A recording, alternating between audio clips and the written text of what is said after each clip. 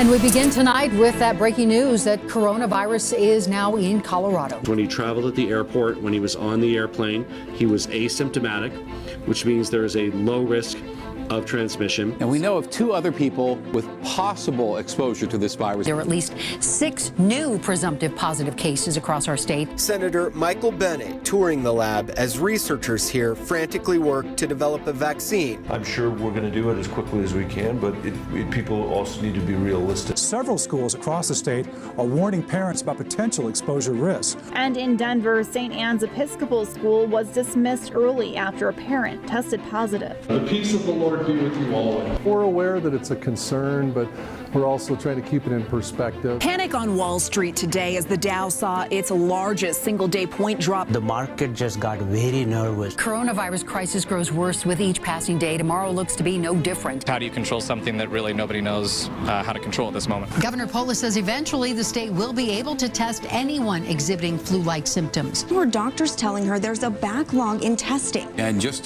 during your report, we learned of 2 new presumptive positive cases. This is one of the most surreal, craziest, strangest, unbelievable nights I can remember. The NBA suspended its season because of the coronavirus. Afterwards, Nikola Jokic was hugging Boban, and I don't know if this is the best idea in this situation. Since it hasn't been canceled yet, I feel like, why not? I'm just not a person that's going to hide. The first death confirmed tonight in El Paso County. There will be more. Now this virus outbreak is putting all hands on deck. It doesn't really matter which grocery store you go to. Hundreds of people in line. Shelves were more or less empty. As bad as it feels right now, it's going to get even worse. We are going to have to change the way we live, at least for a while, until, quite frankly, we forget about this.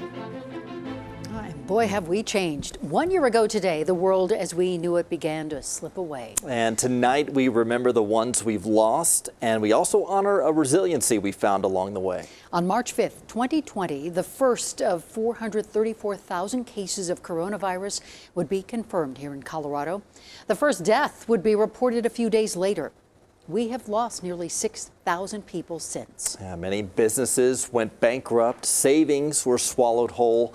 Schools were closed. They opened and closed again. Students fell behind.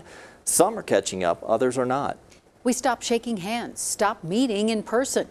We took hugs when, where, and however we could get them. Yeah. When patients left the hospital, we saw the victory lines, and we cheered right along with the nurses. Boy, did we. And when the clock struck 8, we flew open the windows, reared back our heads, and howled to remind ourselves and the world that we're still here.